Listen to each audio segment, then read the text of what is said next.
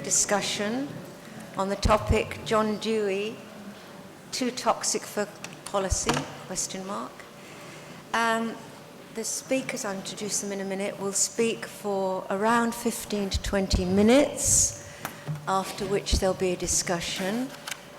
We asked for questions in advance because we thought that was a way of getting discussion going, and I hope there'll be time then for just spontaneous questions from the floor.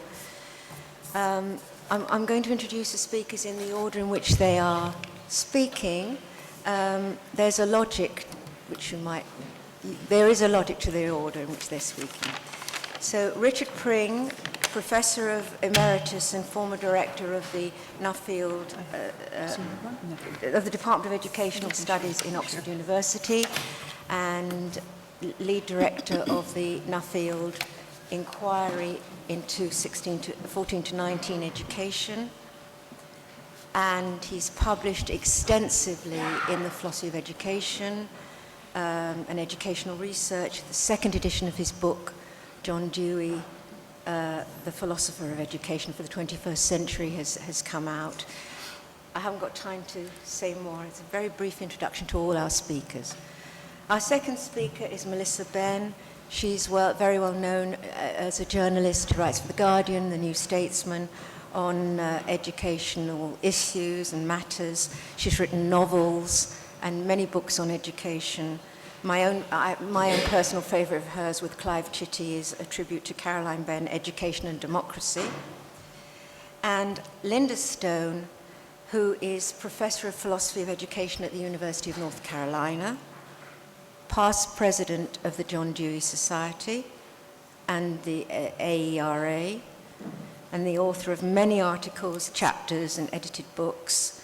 I cite particularly John Dewey at 150, Reflections for a New Century, and very interesting recent update of the Education Feminist Reader. So those are our speakers, and you may have your questions. Right, thank you very much. Well, thank you very much indeed for inviting me to be with you today. Whether or not John Dewey is too toxic for policy, then that's certainly believed by many, many people. May I just say that when I first arrived in Oxford in 1989, I had the privilege of sharing a platform with one called Keith Joseph, by this time Lord Keith Joseph, but he had been Secretary of State for Education under Margaret Thatcher. And you might be regarded as a right-wing liberal, he's a highly intelligent person that could be pretty fierce. Having shared the platform with him, I was seated next to him at dinner at Wilson College in Oxford. And after the soup, he turned round to me and he waved his finger at me, and I knew I was in for trouble. And he said, "Is your name Pring?" Which I couldn't deny after 50 years. And so I agreed it was Pring, and I said, "Why, what have I done wrong?"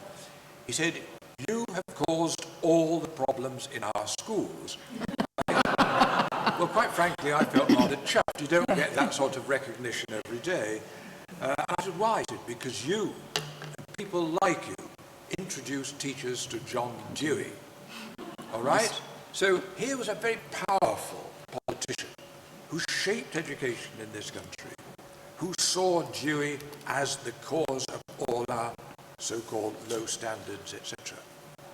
Now, it's interesting, this toxicity, because toxicity stays. Just before the 2010 election, David Willetts, who became Conservative Minister for Higher Education after the election, David Willetts came up to see me in Oxford, delightful man, highly intelligent and so on. And after the rather splendid lunch I gave him at Luna Caprese, he said, "But Richard, isn't the real problem in our schools John Dewey?" So here you've got, over this period of time, these two highly intelligent people just seeing John Dewey as the person who is responsible for low standards and one thing or another. And it becomes deeply embedded in the mythology of the political establishment. And of course, those of you who know the literature on this, with dear Mortimer Adler in the States, referred to John Dewey as regarded by some as the savior of American education, but by others as worse than Hitler. Now, you can't do much worse than that, can you really? All right? So how is it in this kind of political discourse you get this kind of total dichotomy between one or the other? Nothing subtle. And those of you who followed in this country the political debate on the radio and television and the newspapers on Brexit will know exactly what one means. This total lack of subtlety in which the politicians engage in a battle between, as it were, two opposites, worse than Hitler or saviour. So that was my experience. When I first arrived in Oxford as the, dare I say, first professor of education at university, been discussed for 100 years, Oxford moves very slowly. I was visited one late evening, and I was called out of a seminar by a correspondent from the Daily Mail. And this correspondent said to me, he said, I want to know whether you teach John Dewey in your department. Oh, gosh. Right? Now, those of you who do not come from this country may not quite see the significance of the Daily Mail being on your trail. So I knew, you know, if I just said, oh yes, I knew there'd be headlines in the Daily Mail. You know, this new professor at Oxford is teaching John Dewey, who is the cause of all the problems in our schools. So I said, well, not to my knowledge, I've only just arrived. I've not attended all the lectures yet, you know, nothing. Would you call yourself a child-centred department? And I thought, well, I think the last person in this department who was really child-centred was, I've forgotten his name, the Chief Inspector Ofsted, what was his Chris name? Woodhead. Chris Woodhead, that's right. So he promptly closed his book and went away. And then, about a week later, I got a correspondent from the Times coming to see me. And he said, I just want to interview you, newly arrived in Oxford. So I thought, that's very nice of you. And he said, tell me, do you teach John Dewey in your department? All right? So you see the depth of this kind of feeling about John Dewey. Worse than Hitler. Too toxic for policy. All right? And what lies behind this, of course, is that dichotomy, this lack of subtlety where we talk about you're either traditional or you're progressive. Right. And that really is how people think in those simple terms. That's how the debate went on things like Brexit. This is how things go right the way through education. The lack of subtlety in that kind of thinking. And of course, I think if you go back to Dewey's pedagogical creed, right, which, I mean, he was faithful to right through his writing life. He criticizes traditional education because it was disconnected from the experiences that students brought from their homes and their communities. You don't just start as though it's a blank sheet. You've got to take seriously the kind of culture they come from. You don't remain there, but you've got to see how that affects their thinking and how you can actually develop it and so on. It's disconnected from the practical and the manual activity through which they are engaged with experience. And if only we'd taken Dewey seriously, would we have had the disdain that we've got in this country for the practical, for apprenticeships, for the further education colleges, for all that practical intelligence that is so necessary and is so important. It ignores the interests that motivated young people to learn. It treated knowledge as something purely symbolic and formal, organized in textbooks, stuck on without connections to experience or to existing ways of understanding. It maintains discipline through external authority. So that was his pedagogical creed. So he was highly critical, which he develops as a form of traditional learning, which is disconnected from the experiences which youngsters have. And that becomes purely formal and purely symbolic. those of us who went to grammar school, which of course is now all part of our public debate, will recognise what it was. Now, where it then became, don't forget it was 89, Dewey. But for those of you who are not from this country, a very important report was written in 1967 called the Plowden Report about children and the primary schools. And the Plowden Report criticised a lot of the teaching that was going on in primary schools and elsewhere because it was too formal. It didn't encourage that playfulness, that arising out of interests and so on. And the Plowden Report did refer to good old John Dewey as one of the gurus that people should read. And then you got a reaction to the Plowden Report from what were called the Black Papers, written between 1967 and 72, in which once again there was this slating of John Dewey as the cause of all our sort of problems. The philosophers moved in. There was Richard Peters, for example, in the book that he edited on perspectives on Plowden, where we got papers from Peters, from Dearden, from John White, and the people who really got philosophy of education going as a serious subject in this country. Once again, it was Dewey that they were highly critical of,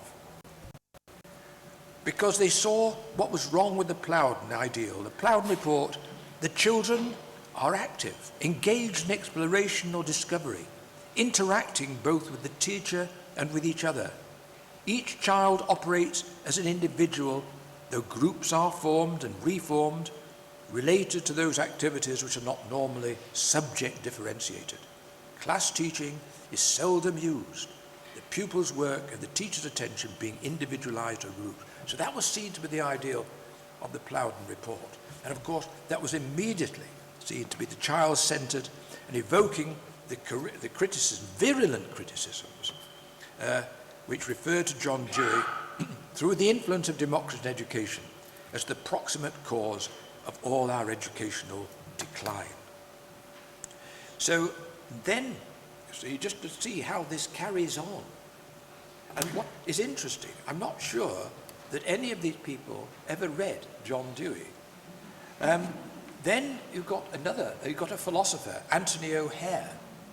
Anthony O'Hare, who became the professor of philosophy at Bradford University and is still, I think, the editor of the journal of the Royal Institute of Philosophy, called Philosophy, and who, under Margaret Thatcher, had a rather important role to play for about 10 years, chairing an important committee on teacher education. And it was Anthony O'Hare who argued that in a paper in defense of traditional learning, he argued that education is irretrievably authoritarian and paternalistic, imparting to a pupil something which he has yet to acquire, the transmission of knowledge inevitably between unequals. Therefore, he argues, it is highly plausible to see the egalitarianism which stems from the writings of John Dewey as the proximate cause of our educational decline. So you've got that kind of deep mythology about Dewey, worse than Hitler, in the States seen as such, in this country not quite written quite so graphically as that, but once again, and it persists. And people like Willett, who was a highly intelligent person, could still take on saying, isn't Dewey the problem? I'm sure he'd never read Dewey. I actually sent him as a present a book I'd written on Dewey, hoping it might change him. But I don't think it does. Because I think what politicians like is something that can all be completed in one page. And my book had to be longer than that, otherwise it wouldn't get published. And so one finds it quite interesting, the way that that persists. And it is this dichotomy between the traditional, unanalyzed very often, and child-centered, unanalyzed. And Dewey, if you read The Child and the Curriculum and others, he gives examples of what he means. Of course, you start, or at least take seriously, the interest of the child, what occupies them, those values which they bring from their home and their culture and so on. But what the job of the teacher is to mediate to that which the teacher understands, the best that's been thought and said, the different modes, what Oakeshott would refer to as what we've inherited in the conversation between the generations of mankind, the sciences and so on. All that was important for Dewey. It's how do you match those things up? And his criticism of traditional learning was the fact you just stay with and stop with that desiccated inheritance, which used to be, could be, but isn't, the conversation between the generations of mankind, and you pass it on. And that's what he was really highly critical of in his pedagogical creed. It's interesting, in Democracy and Education, Dewey talks about particularly gardening as an example, and I think elsewhere cooking. It need not be taught either for the sake of preparing future gardeners or as an agreeable way of passing the time. It affords an avenue of approach to knowledge of the place farming and horticulture have had in the history of the race, in which they occupy in present social organizations. Carried on in an environment educationally controlled, they are the means for making a study of the facts of growth, the chemistry of soil, the role of light, air and moisture, injurious and helpful animal life, etc. There is nothing in the elementary study of botany which cannot be introduced in a vital way in connection with caring for the growth of seeds. Instead of the subject matter belonging to a peculiar study called botany, it will then belong to life and will find, moreover, its natural correlations with the facts of the soil, the animal life, and human relations. It really is interesting. Now, at the University of Oxford, botany is no longer a degree course. You can study all sorts of things about brilliant scientists in that whole area of Tom, but still not recognize a wildflower when you see one. I have.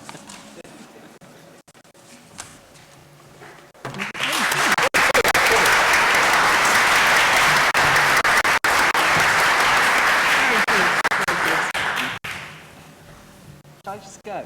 Yeah? Yeah. Okay, so first of all, can I check that everybody can hear me? So this is the only chance to be like a teacher. Those at the back, can you hear me? Shall I speak? Right. Okay, can you hear me now? Which means I'm going to have to lean in. Not really? Oh, right, I'm really going to have to shout. Mostly people tell me not to shout, but better? Okay, so the first thing I want to say is thank you so much for asking me here. I am delighted to be here. I feel a little bit apprehensive because you are an audience of academics and thinkers. Although I've read Dewey, not as much as former Conservative politicians, obviously, I don't consider myself an expert, but I was surprised at the panel title, actually, because I kept looking at it, and it says, is Dewey too toxic for policy? And I thought, no, this is the wrong way round. Is policy and politics too toxic for Dewey? And that basically is my argument today. Right. So I want to do two things. I really come to continue my what I'm not and to say what I am. I really come as a writer and a campaigner on education. And a lot of what I'm going to say today is about my follows on from my observation of schools and the current political climate. So I hope that's useful. So the broad headline of what I want to say is that, and I'm very glad that Richard sort of filled in the earlier part, because I want to argue that the policy and political developments of the last 20 years in education have seen, on the one hand, a growing acceptance in some way of the idea of the common school, which we might also call comprehensive education, but it is based, that very acceptance of non-selective schools is based on a profound and hostile rejection of progressive ideas, of which Dewey is the father and master quite clearly. And, but I also want to argue, being a hopeful sort, and in the age of Jeremy Corbyn, although whether that's hopeful or not, let's not go there. But I also want to argue there has always been resistance to that return to an arid and politically motivated traditionalism. And I also see resistance growing now in schools around, because there's so much that you can impose from the top, both politically and in terms of the delivery of an arid sort of programme of learning. And I think that there's a whole new generation of educators and parents and no doubt students who say, no, enough, we want something else. So let me first of all talk about the idea of the common school and, you know, the Deweyan phrase, equitable opportunity, no separation into privileged subject class. Well, of course, in one way, when we look at the English system, it is still very hierarchical and 7% in the private sector and so on. But something has shifted in our society, and I think it is important to recognise it. Comprehensive education, very broadly, was an idea, well, it wasn't an idea of just the progressive left, but it was always associated with that. And since 2007, a section of the Conservative Party and the political right have come round to the idea of non-selective education. And that we would call the Govians, I suppose. And I was speaking at a rally last week to oppose Theresa May's plans to reintroduce grammars. And it was really, really interesting. It's the first time I've been in a room with a group of people, mainly under 30, who were passionate about comprehensive education. But it's a very different view of comprehensive education. And that's the thing I want to look at in more detail. In general terms, this is how I see the Govian. I call it Govian because Michael Gove was a really important figure in it all. And I noticed you were talking, Richard, about very clever Tory politicians. He's another very clever Tory politician who shaped the anti-progressive discourse and led it, really. But so that at the heart of this idea is it's not about process or meaning or enjoyment, but about outcome. So it's very results, obsessed with university destination. It's obviously a very traditional model with a traditional curriculum based on the grammar independent school model, uniform and discipline. It's not egalitarian, but about social mobility. So helping individuals to rise. And I think a new story has entered our culture, which it was once the grammar school story of the individual who went to a grammar school, went to Oxbridge and there competed with the independent sector. We now have a sort of that same story, but coming from a broader part of the state sector, and that is considered the great success story of the academy and free school model. It's not about the present, this model of education, it's about the past in the sense of inheriting a tradition, and it's about the future in terms of moving out of your communities and your families and moving to somewhere better. It's a completely different view of the school, which has no inherent social or community function, but is more like a business placed in a particular area. And Richard reminded me, there's very little connection between a child's experience and the curriculum and the learning at hand. So politically, how has this idea developed? Well, as I say, it's not only Gove. I think Andrew Adonis, the Labour Education Minister, was part of it. It was built on the rejection of the blob. And I think it would be fair to say, Richard, that you and I would be seen as classic examples of the blob in political discourse. Do you agree? Yes. Yes. I don't know the term. Would you say It's the called word? the blob. And that is the name of the new right educators for what they see as an entire history which would go right back to Dewey. I call the modern people the blab, because I think if I'm going to be insulted, so the blob and the blab. Anyway, that one doesn't go down terribly well. And it is, as I say, it's a model based on a wholesale rejection of progressive ideas. And I think the really important thing is that they are grossly mischaracterised. Progressive education is represented as child-centred, the teacher having no role, poor discipline, and chaos. And there are the key people promoting it. And I think you must take seriously how many people out there in the public, among parents and in the political discourse, the ideas that you're talking about today are profoundly misunderstood, misrepresented and disliked. So there is a political job here to get across the importance and the richness of the Dewey tradition. Two important parts of this anti-progressive strand in politics. One is Michael Gove himself, and I do recommend, if you have time and can deal with the irritation that it provokes, that you read a speech he gave in January 2013 to the Social Market Foundation, in which he set out his ideas of how progressive education had ruined our education system and why traditionalism was the answer. And it's a terribly clever speech, and it deploys Gramsci in his favour. It seems that the worst school he can find in terms of progressive education was a school in Italy under Mussolini's reign that was drawing on the ideas of Rousseau, who was the bad boy before Dewey. But I think I've reread the speech many times, but actually when you realise that the worst thing he can come up with is something that's in another country, in another era, it shows that he's skating on thin ice.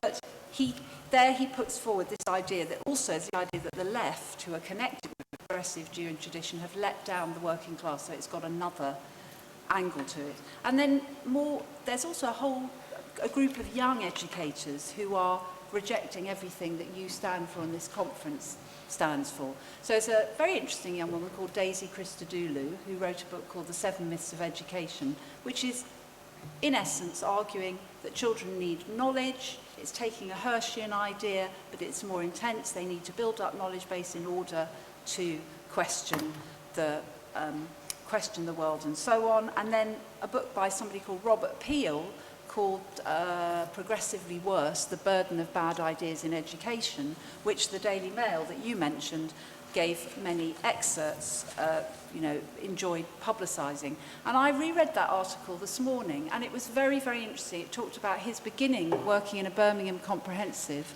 and how it was chaos and nobody wanted to learn and the teachers were unable to control the class. And he then said, where do we find the root of this problem in a Birmingham comprehensive? Now, I could have given many roots of a problem in a Birmingham comprehensive: inequality, teachers overloaded, lack of resources and so on. And he says, no, we need to go back to A.S. Neal and Summerhill, because that's where it all went wrong.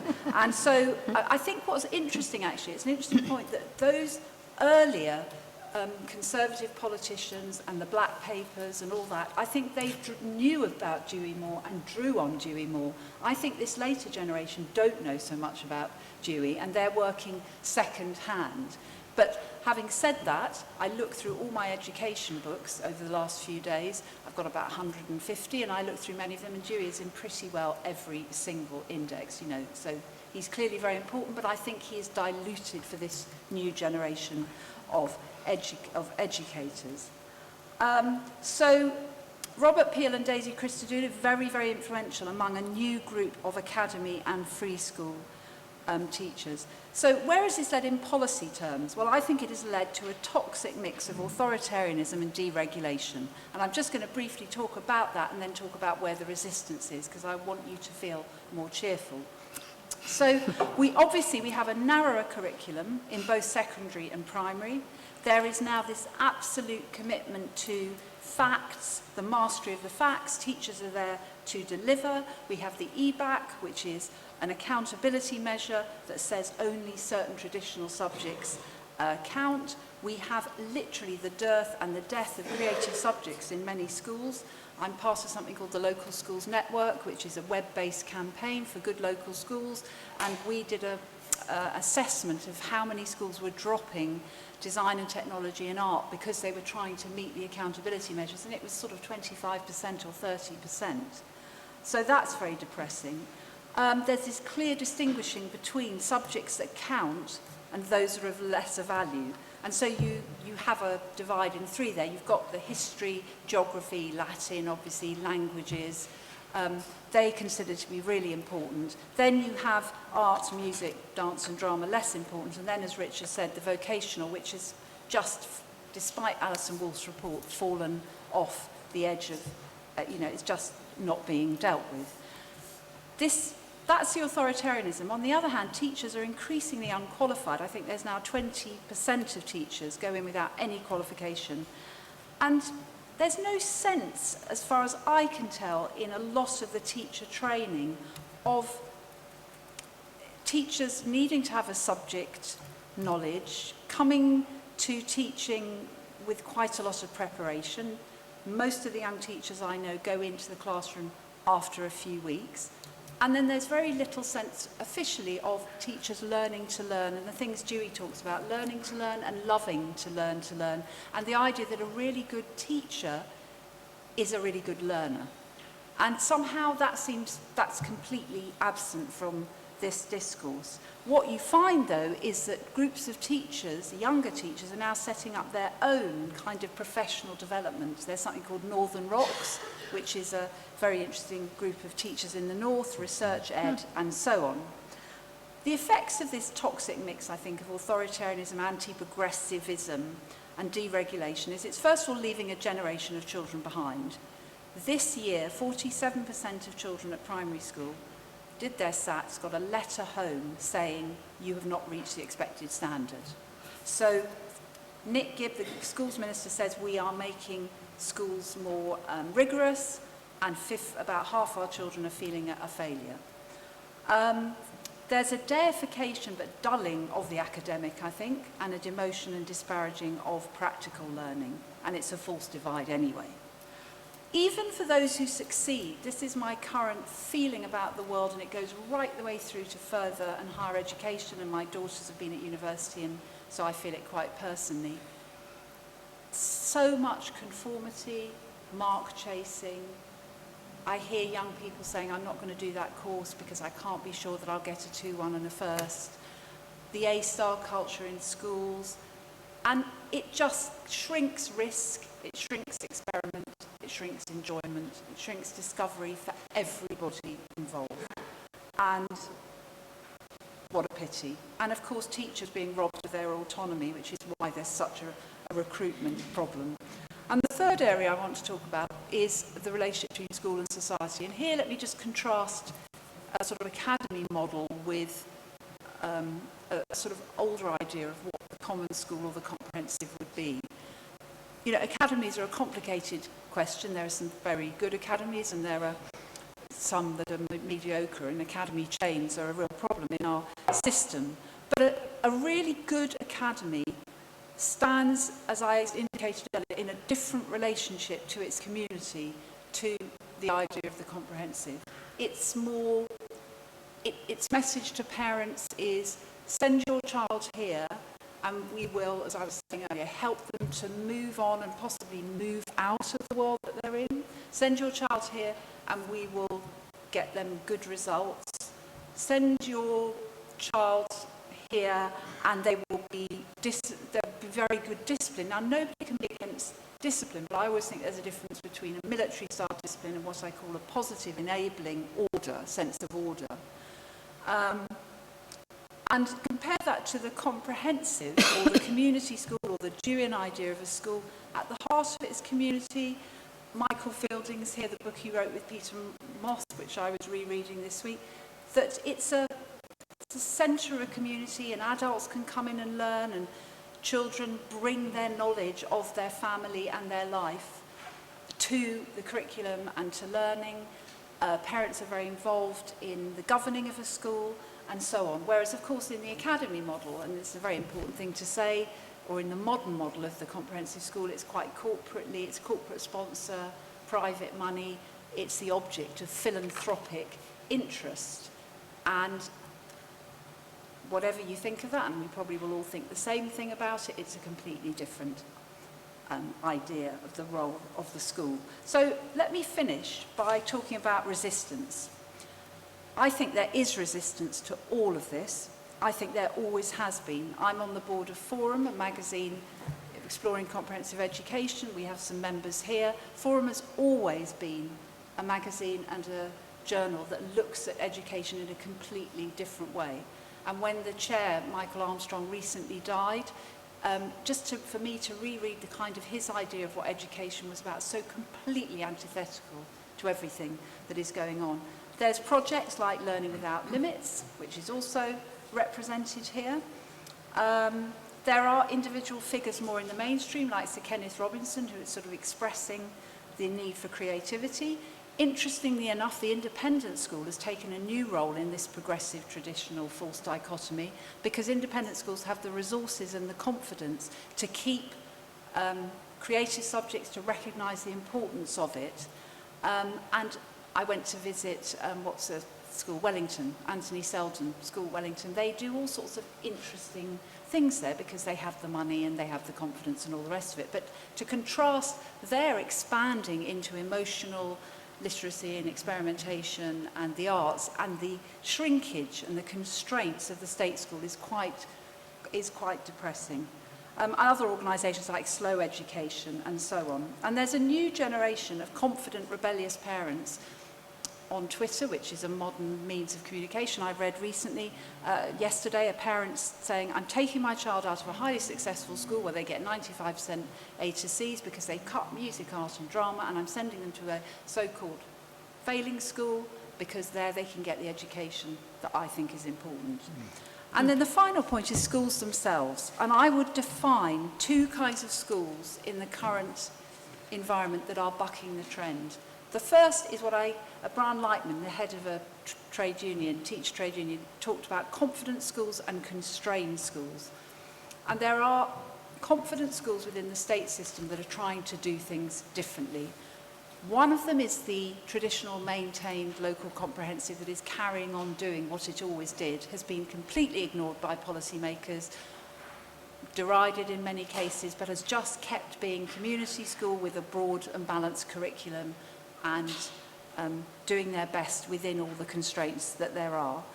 Then there's a new body of thinkers that you might find interesting.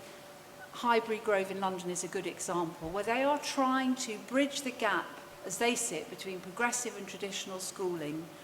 And they're experimenting with oracy. This oracy is a new thing within these kind of schools. And another school is Schools 21, a free school set up by Tony Blair's speechwriter, where it puts the spoken word at the heart of everything that students do from the first day they go to school. And it seems to be quite an impressive experiment.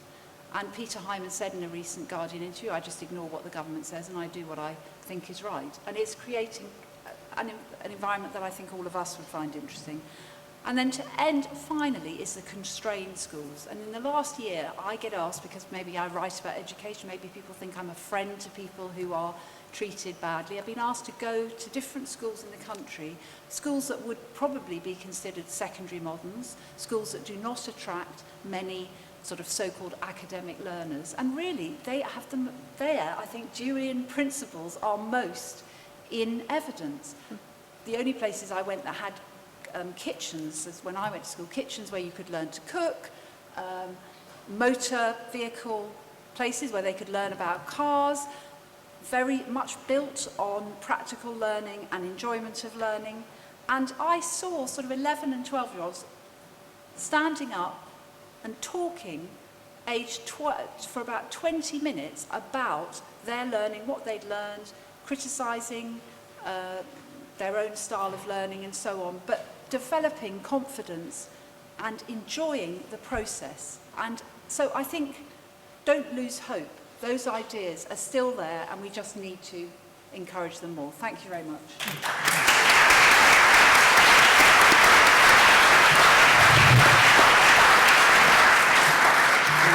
Thank you.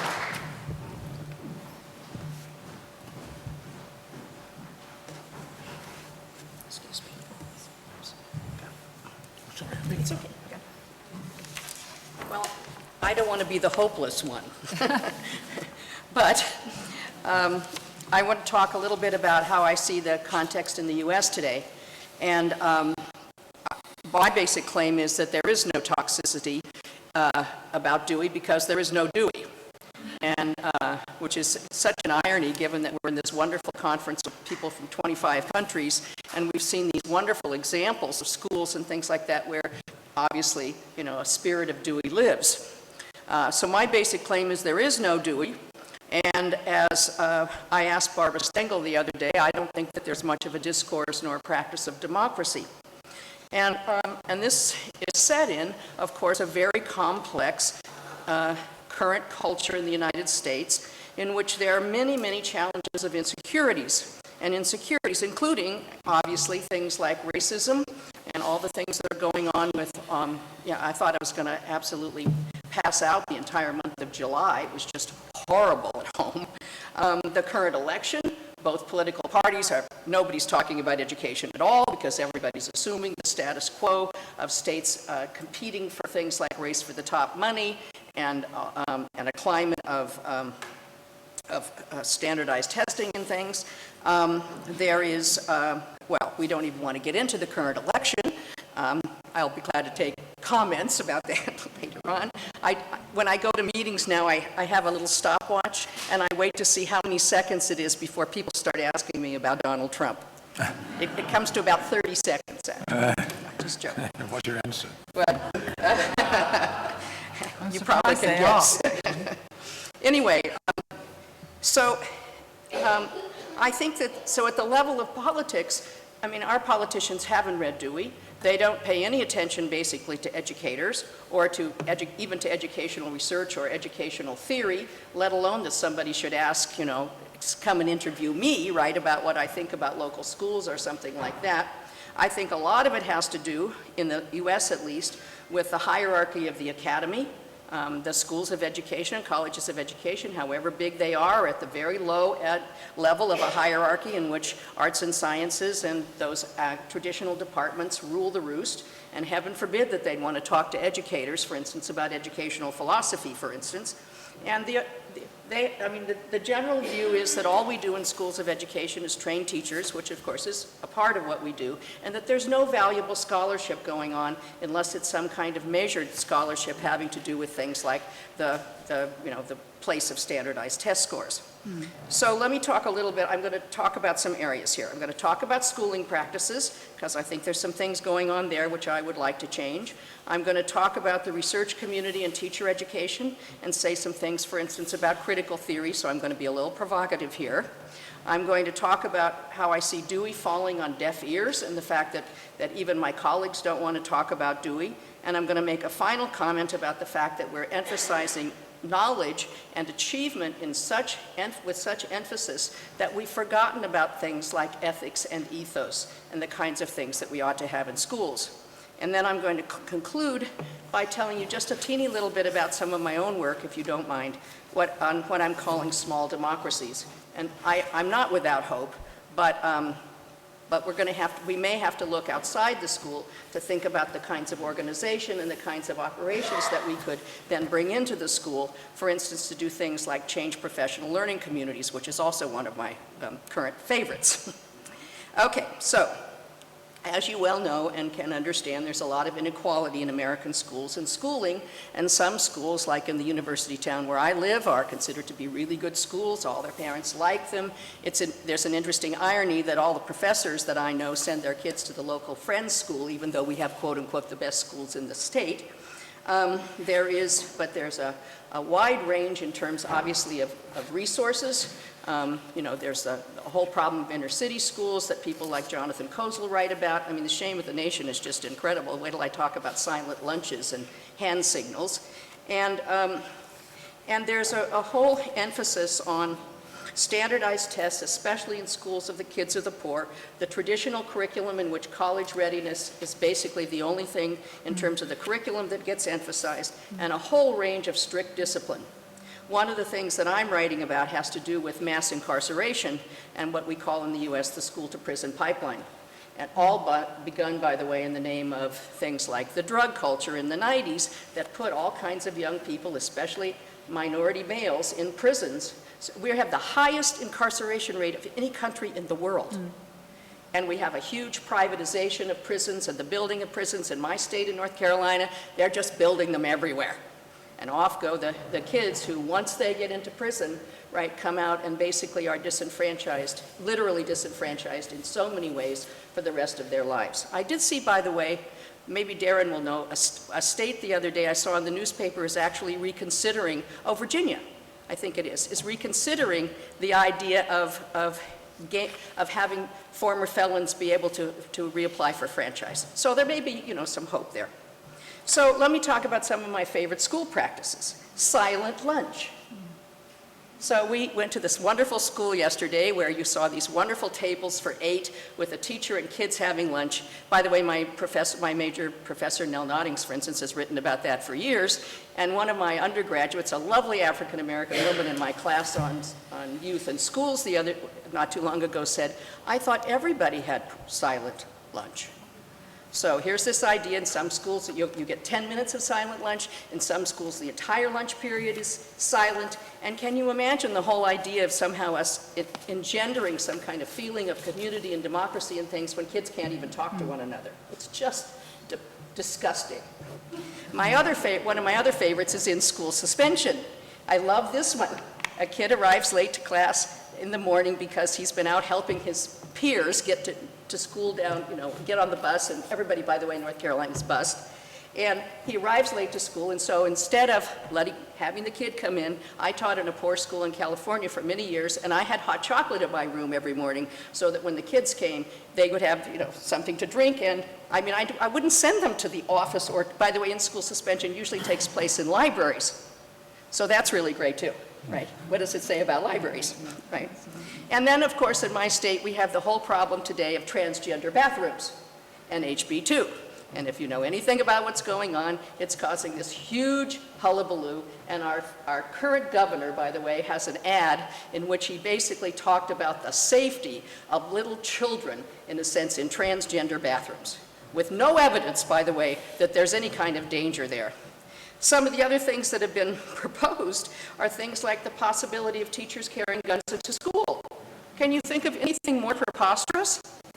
I mean, the very idea, you get hand carry, you can get, it just blows my mind, I have to say. So the other thing that I'm concerned about in school, of course, is that there's virtually no democracy.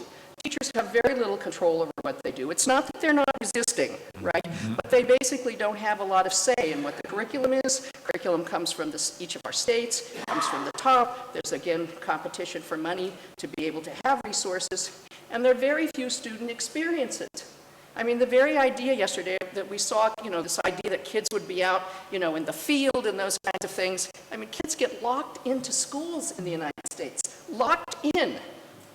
I just thought, can you imagine? So we've got, these horrible experiences of school violence and people coming in and shooting up the schools, but kids can't even get out because the doors are locked once they get there. So I'm concerned about that, and I'm also concerned about what the response to the research community, to teacher education, and to educational theory to this. And this is the part where you're going to go, oh God, she's doing that. But let me tell you what I think. I teach in a quite well-regarded school of education, and I get to teach one little course in which I have one little piece of Dewey, and I'm the only philosopher in the institution. And the entire discourse in our school of education has to do with social justice. I'm all for social justice, right? But what it does is it completely shuts out other discourses. And it has to do with things like minority achievement. I'm all for minority achievement, but the problem with the discourse is that there are no other discourses that get allowed. And that's my pick, by the way, at the Freireans. I'm sorry, but nobody criticizes Freire in the US, right? These Freirean centers, a place like UCLA, and heaven forbid that there should be a critical literature. That's ridiculous. And anyone who is a pragmatist knows that we're going to have to take multiple routes to reform, and we're going to have to learn to talk together, even if we disagree. And Dewey recognized conflict, I know that, but not very much. And he really did think in something like the great community that we were going to be able to, to come together in some kind of consensual discourse and some kind of consensual practice. And I think, by the way, that that's probably outdated today.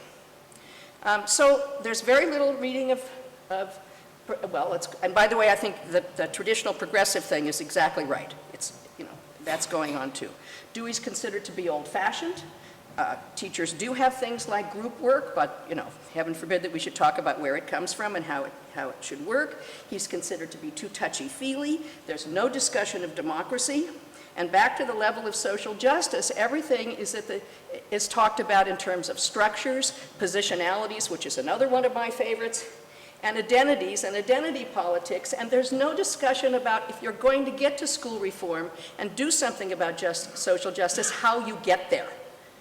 It's just, all right, we're going to change the structures, we're going to change the inequality, maybe we're going to have revolution, Bernie Sanders to the contrary, but there's no pragmatist sense here about how we're going to get there. By the way, I want to recommend someone to you who is the other Deweyan on the university faculty. His name is John McGowan. And if you don't know John McGowan's work, he wrote a terrific book on pragmatist politics and on big theory. I'm interested in little theory, but he wrote it on big theory that was published in 2012, and he's really good. So let me make a comment then. What I'd like to do is I'm trying to figure out in my own thinking what it would mean to have small democracies. And I wrote a paper on association in Dewey for the 100-year thing. And I've been looking at things like, for instance, the kinds of theory that goes into things like British labor unions with Paul Hirst, who I found out wasn't the Paul Hirst that I knew of. So I learned that recently. There are two Paul Hirsts, right? I think that we need to think about local communities. In the U.S., in most of the places we live, or at least the ones I know, there's a lot of diversity already. So what I want us to do is to have small little ways that we join together to solve everyday problems that get beneath politics. Because at the national level, I mean, we've got a divided culture. Nobody can talk to one another. The budget's coming up again in the next few weeks, and we'll end up, with no budget again. So I want us to think about how we might do that in very close ways. I'll tell you the joke to end. The joke is that for a couple of years, my example was my homeowners association. Because I live in a small condominium complex in this lovely little town, and we got along perfectly well until we got into fights over the grounds. And I'm on the board, and I have, because I own two, and I get to vote, but I was outvoted because the president, who does most of the work, picked her friend to be the gardener. And this is the difference in our views. It's sort of a microcosm of the US, right? I called the front of my condominium my front yard, and the gardener the gardener that she hired called it our parking lot. So she's turning our front into a parking lot, and I, in my own form of resistance, have built a lovely little Japanese garden in the back of my condo so that I could look out the back and be happy. So I think we need to think about coming together, thinking about taking our differences into account, talking about our conflicts in the kind of way, for instance, that Chantal Mouffe talks about them. I think one of the places we could make some difference in the U.S. in schools is in professional learning communities. But at this point, professional learning communities, at least from what I can tell, first of all, they're mandated from the state level to the schools. The first wave of work that the teachers were mandated to do was to develop test items. And from what I can tell, they do things like spend their time more lesson planning. Not against lesson planning, think that's fine, glad to have people join together, but think about if we could sort of infuse a discourse there so the teachers would begin to see themselves democratically, working together democratically, and then do the kind of thing in terms of modeling and working with students to do the same kind of thing. So I'm not without hope. I don't see us changing from this national culture in any way quickly, but I think there are ways that we can, in my sense, update Dewey to think about the kinds of suggestions that his work can give us. Thanks.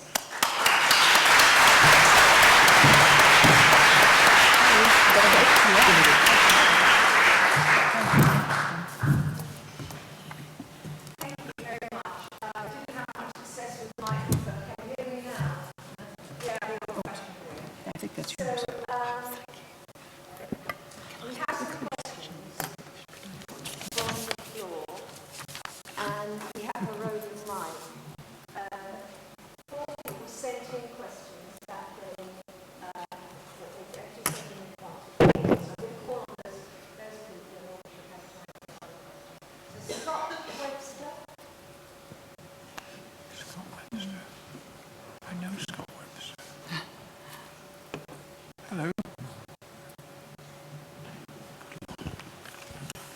I'm trying to remember what I wrote now for the question. My question to the panel before I heard your presentations today was, I don't think it's just John Dewey who might be toxic, but it's democracy itself that's toxic to many policymakers. And so my question was that how can we as educators have a greater role in participating in the development of policy making rather than simply being the recipients of ready-made packages of policies. And if I could extend on that just a little bit, maybe there's something in the idea of small democracies there, and I'm just wondering, even amongst our own faculties and schools of education, where so much non-democracy activities take place, whether that might be a possibility. But I'd like to hear from the panel on that one. I think the panel just answers them in the text. Excuse me? I think Just you should answer. just answer us in the text, so I'm not going to kind of... Well, let me make a couple of recommendations for some people I think are doing some interesting work in some of this. Aaron Schutz in the United States is doing some things where he's looking at local community organizing, and Kathleen Abowitz, who's in our audience, has done a really nice book on publics and forums and forming educational forums in people's neighborhoods. I think there's some examples like that that could, that can get at, they're maybe not be quite as small as I would like, but they could maybe get at some of that kind of democratic action. And other people like Darren and other people have written about some ideas too. That's my quick answer. Okay, can I give a quick answer? Because in a way I don't know the answer, because if we knew the answer, what's happening now wouldn't be happening, because it seems that educators are shut out of policy making. And so I suppose two thoughts. One, at school level, as an educator, taking Linda's point, sort of just or the point that I was trying to make about confident educators ignoring the diktats from above and creating democratic communities or beginning to create that kind of discussion. And the other is, I was thinking about trade unions. I mean, just all being involved in a discussion about what's going on where you're allowed to, which actually the only place I can see is within the trade unions. I spoke at the TUC last week, NUT and ATL, two main unions. Well, they represent 500,000 teachers between them, and certainly their leadership is trying to have a debate about everything that is going on. So I think they need to have a slightly more creative debate, because they're obviously looking at resources and dealing with government. But I think it would be great if within those bodies there was discussion more about these sort of values and education itself. Can I just say, the heart of democracy, I understand it, and I can't get the exact quotations immediately, obviously, from Dewey, Democracy and Education, that the essence of democracy was not immediately thinking about great political structures, but a form of life. That's right. And it was a form of life in which people learnt from an early age to be able to respect other people's views, even if they disagreed with them. That's right. But to be able to participate in that kind of conversation. So a school should be a place, ideally, as far as I can see for Dewey, the good school would be one where there are lots of people with different sort of backgrounds and points of view, but you actually learn to live with those and to develop your own views rationally and so on. And that requires a great deal of the beginnings of democracy being taught in schools. And I could take you to one or two schools in Oxford, in the poorest bit of Oxford, for example. One class I saw the other day, a group of 10-year-olds who were sitting around discussing, and they did this right from the very time they started the school. In this particular class of 30 10-year-olds, I think 11 were on the at-risk social register, and another one had had his father murdered in the local estate. This was a pretty poor and pretty awful area.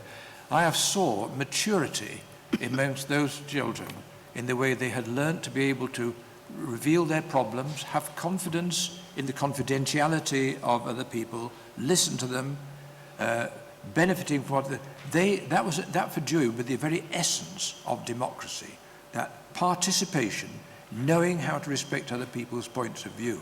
And that's got to be there at schools. Some schools try to do it, but on the whole, this is not general kind of policy. And in fact, now what we've got, it seems to me, inside, first of all, is an entirely different approach to institutions.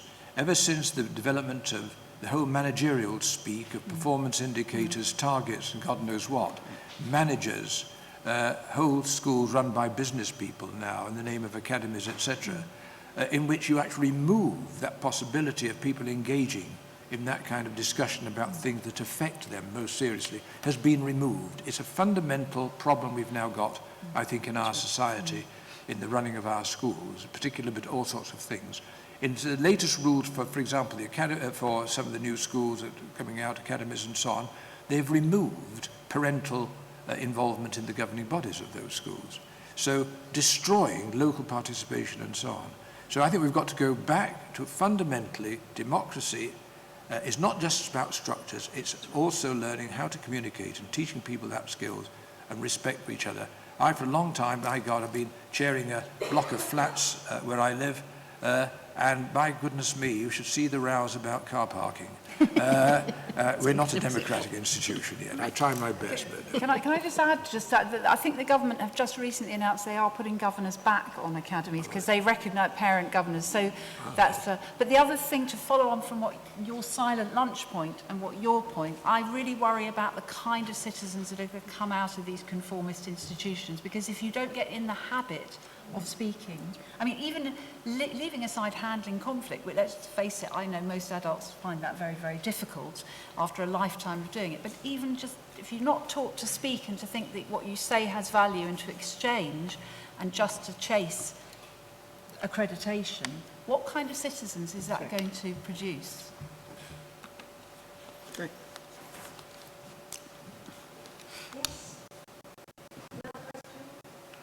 Yes, unless...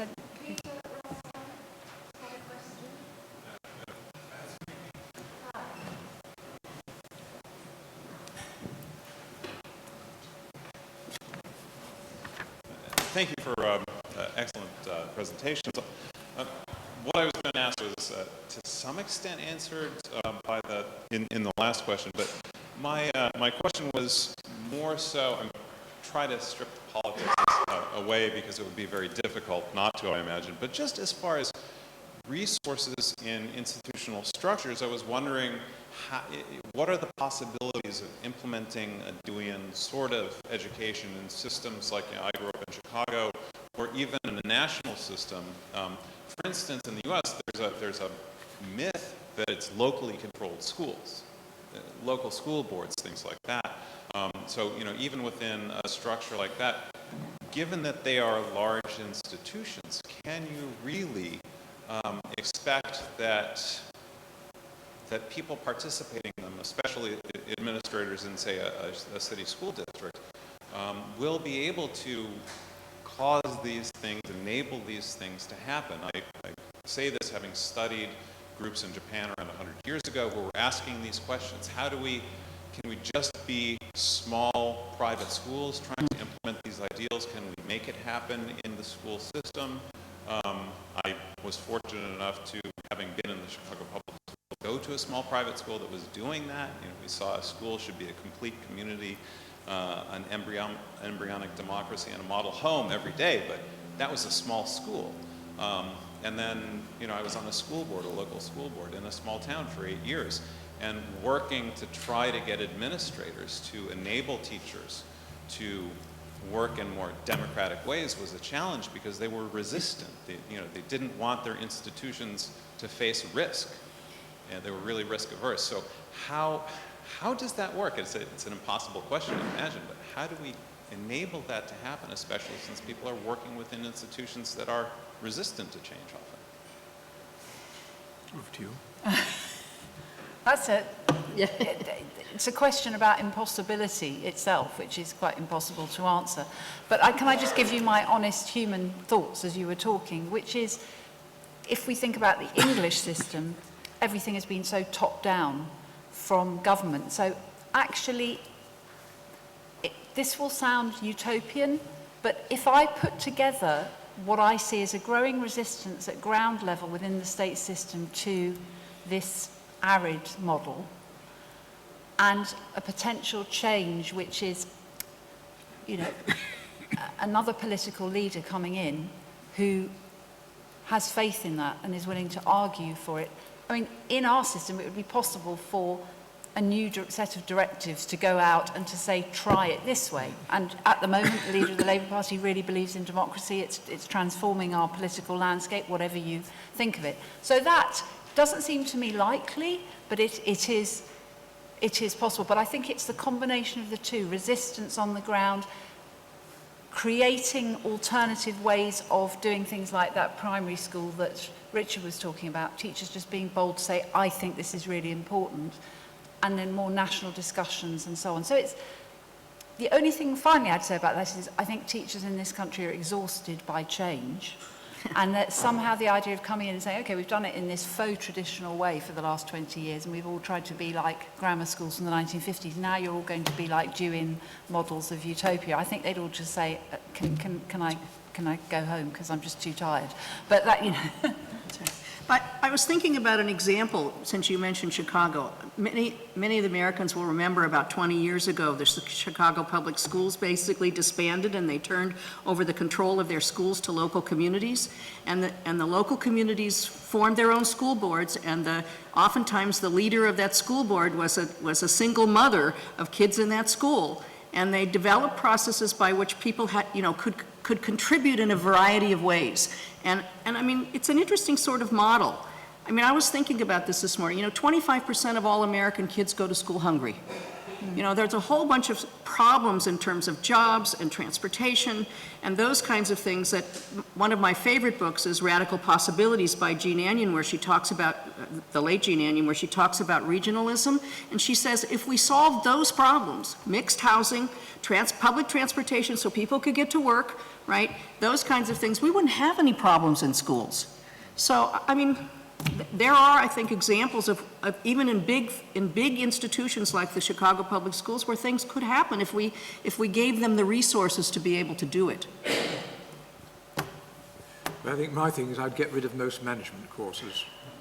All right? I think anybody who wants to be a head teacher should not have done a course on management and leadership, because they have then acquired the language of management. That's right. And all their clipboards and goodness knows what as they go around. Therefore, you appoint as heads people who themselves believe that their staff have got something to offer in considering things, and develop that kind of sense of democracy in the school at a much wider, larger level. I mean, the history of this country is quite fascinating. If you go back to the 19th century, there wasn't any major change in education without there being a royal commission. You used to sit for 2 or 3 years and get people from all sides of the policy and one thing and another, and practitioners and research, before they finally produced a report that would lead to legislation that survived. Similarly, our higher education system, the Robbins Report in 1963, sat for about 3 years and got every conceivable, and eventually created a system that functioned pretty well for a long time. Now what you get is a total lack, any conception of debate, discussion, consideration and so on at the very top. Hence, the changes are being made without reference to evidence, to other opinions and one thing or another. So nationally we've got to go back, I think, to a system where deliberation over a long period before you actually make any changes is absolutely important. That's the essence of democracy, deliberation, respecting different views. And I think lower down, get rid of all these people brought up on management courses and to act like human beings. I hope we have that on tape. I'm retired, I can say what I like. Everybody. I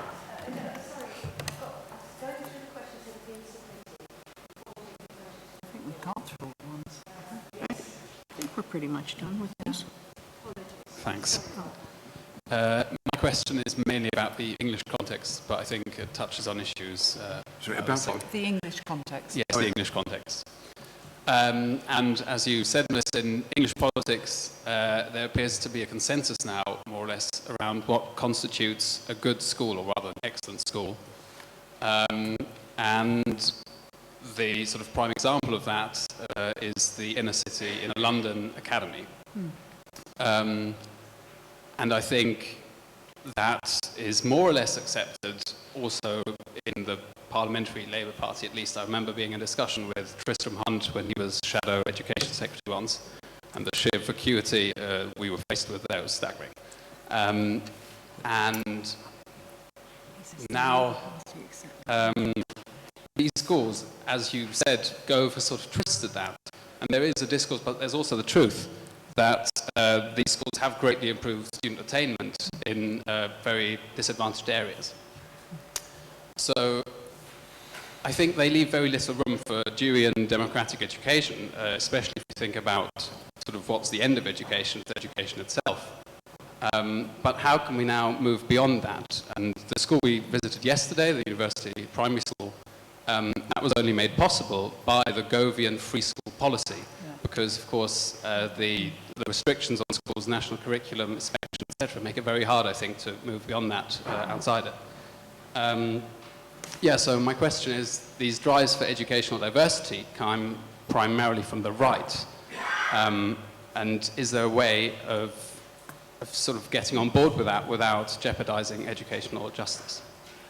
Yeah, can I answer that first, just because it's sort of like one of my special subjects? But, well, I mean, I think you raised a number of really interesting and pertinent difficulties in all this. You know, when I said in my talk that I spoke last week at the Fair Education Alliance rally against grammars, and it was held at King Solomon Academy, which is it's a school that has had astonishing success if you look at the results, and that is considered the model that is fantastic. I think there are things lacking in the academy, that model, as I've said, but I suppose I like to think of it as a dialectic, which is that you had a previous period where there were failures, which were all, you know, we can argue about what those failures were. Then along comes this model that is, let's use the word arid, but headline successful. And as I also said in my talk, there are now people who come from that generation who probably welcome that high attainment, who want to move on to something more interesting. I think the truth is it won't be called Deweyan, it'll be called something else. And I didn't want to go on about hybrid growth because I could feel I was coming to the end of my time. But it is an interesting experiment where a writer called Martin Robinson has written something called The Trivium 21st Century, in which he talks about merging, I'm not making any comment on it, but merging the idea of grammar, which is knowledge, with the dialectic, which is questioning, with rhetoric, which is oracy. And they are trying to implement it in Highbury Grove and bridge the progressive traditional divide. I know nothing about it, I'm just about to do an article for The Guardian about it, but my sense is it's going to provide a more interesting and democratically fertile environment for the students. And I think I'd like to see more schools move on from that while still safeguarding achievement for those who the system has historically let down often. And it's very, very hard, isn't it, when you're arguing against these things? You end up sounding like you're saying that poor children's achievement doesn't matter. No, but you know that that's the debate. Of course. Yeah, and so I think we have to be quite careful about it and say achievement matters, but actually there's so much more, there's so much richer a way of getting there. It's optimistic, but... Sorry, guys, you... But surely one needs a much broader view of achievement than what thing. I mean, I remember when I first started teaching in a comprehensive school in London, and I wrote to the head teacher before I, when I'd got my teacher certificate. And so I thought, if he told me my timetable, I could spend my summer preparing my lessons. I was very keen. And then he wrote back and said, well, I don't know what you're going to be teaching, even though it appointed me. But if you come very early the first day, we'll have got your timetable sorted out. So I arrived the first day, and he said to me, what did you study at the university, Mr. Pring? And I said, philosophy. He said, I thought so. I've given you the slow learners. So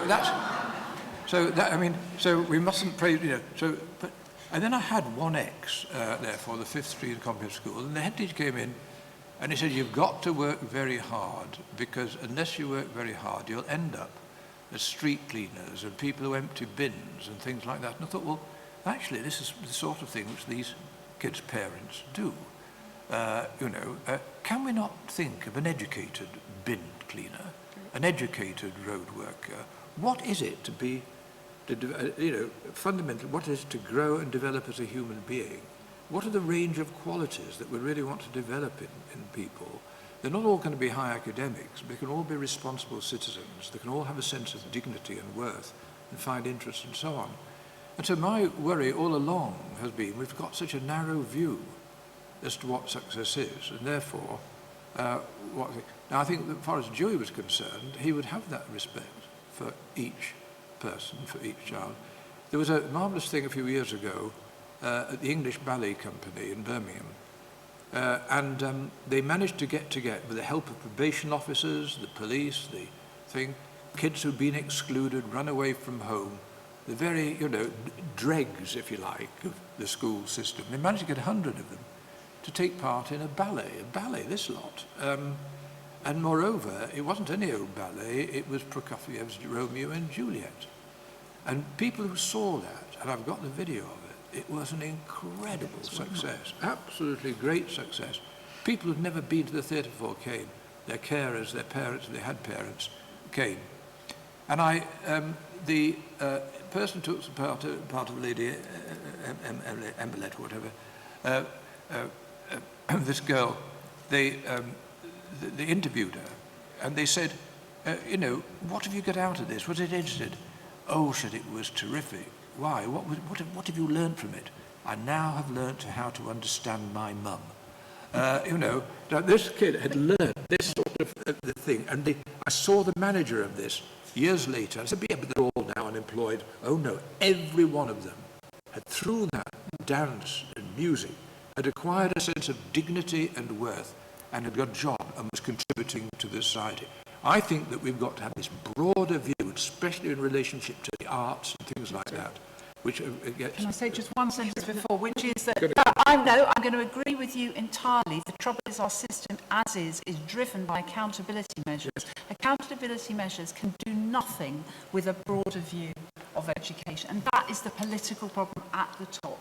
They're looking at numbers and results, which of course reduces everything, and as long as you have that, you'll never have the answer to your question about changing whole systems, and you'll never have a broader view. And I don't know the answer, but I know that's the problem. I'm just going to give an example of the accountability issue. We have schools in the U.S. that now have data rooms. And teachers have to put up their data, and then nobody knows what to do about it. And of course, there are wonderful places where kids have arts and things like that, but they're in all the, the very nice suburbs with small elementary schools and that kind of thing. I thought the small schools point this week was a good one. I mean, these schools that we heard about had 250 kids, right? So that teachers really had a chance to, to interact with them. So, but anyway, data rooms is another one of my real favorites. Go to after your silent lunch. Yes. Yeah. Graham? The teachers go. Data rooms. That's the accountability. I'd like to add my thanks to what other people have said for your comments, and not just in... Can't hear you. We can't hear you at all. Thank you for your original contributions and also the lively answers to other questions. You've given some examples of schools and classrooms where you felt that there's been examples of good Deweyan practice. Maybe this is a Pollyanna point. Can you think of any policy examples where Dewey hasn't been policy toxic? And if you can think of them across time or in different places, can you share those with us? And if you can't think of any positive examples, could you suggest why there aren't any? Well, positive examples of Deweyan practice. Yes, which I think have been given, some have been given policy already. level. So you've talked, because the debate is about being policy toxic. Oh, right. You've given policy toxic examples. Can you offer us any hope? Are there any positive policy examples? If there are, what are they? If there aren't any, why do you think there aren't any? So, can you think of any policies at the policy level that are Deweyan in purpose? And if you can't, why not? Is that fair? Yeah. Oh, I see. We can think of individual schools struggling against policies. but can we think of Yeah. any policy initiatives? No. Yeah. But the answer to that. Except for the one in Chicago. whilst others that are I- answering, I'll think very hard. I mean, you can go back and look at the history of, you know, small little private progressive schools. There's a wonderful video on YouTube of the school that Thomas Kuhn attended in Connecticut that shows the kids, you know, sitting around preparing their lunch and things. It's absolutely wonderful, and my own graduate students thought that the whole thing was staged. And I kept saying, no, it's not staged. These are the kids. Look at, there's the video. And they were all convinced that, of course, it was just all made up. Right? So there are examples in educational history, of course, but a lot of them, well, by the way, Patricia Graham's history on American schooling, called Schooling America, she says one of the major problems, of course, is that these were schools for for upper middle class kids. And that it's the same kind of thing about not ever getting down to a level where you can work with ordinary kids in ordinary neighborhoods. Can I just say that one such policy that was attempted under the 1988 Education Act, they brought in the idea of citizenship. And this, David Blunkett, of course, had previously been very, very keen on citizenship. Following people like Bernard Crick and all that. So there was quite a movement to bring citizenship into it. But it's pretty well died out now. It was never treated too seriously. And it wasn't treated too seriously for the reasons that Melissa, I think, gave, that as soon as you reduce it to, grading people on citizenship, it loses its kind of meaning about engaging just in discussion, quality discussion, as long as you're seeking grades. But I think that trying to develop citizenship as part of a school form of life and curriculum would have been such a policy. But in fact, it's pretty well died, I think, in any significant way. You could let kids out of school to work in communities, that kind of thing, right? Yeah, yes. I didn't get to answer that. Can I just answer that one very quickly? Just because I was just going to say, no, I can't think of a policy right now. The point about the independent schools in this country is they are lauded as the best schools, and they are more genuine now than our state schools in many respects. And thirdly, the problem is with the nature of our democratic discourse. Our political discourse is utterly arid and has sort of died, which is why we are seeing revolts of various kinds. Right. Thank you. I have a question also related to what you have mentioned about this neoliberalism, the influence of this kind of global competition, the influence of them on their public education and the curriculum, and also on their Dewey's philosophy in education. As I observed, in the British public schools, primary schools, the curriculum is quite Deweyan because I think it's after 2009 or 2010, there was a curriculum reform to allow the schools to reform their curriculum or to just to try to plan their curriculum by themselves and have the theme-based curriculum. And in my son's school, there's a creative curriculum, which is theme-based, and it's a quite kind of very much Dewey from comparing with China. And the students all learn very happily, and they can develop their own potential and their own strengths among this kind of curriculum. But now it seems that there's a trend that British government try to make the curriculum more accountable and more like standardized, and also it is said that the government will input 40 million pounds to try to introduce Chinese pedagogy of teaching math in 8,000 schools. And also, there was a video in Chinese teacher teach in the British schools. And so this kind of phenomenon makes me very worried, because I think this British curriculum, primary school curriculum is really more nearer to our educationists' kind of dream of curriculum, but now it will be ruined by this kind of global competition and neoliberalism.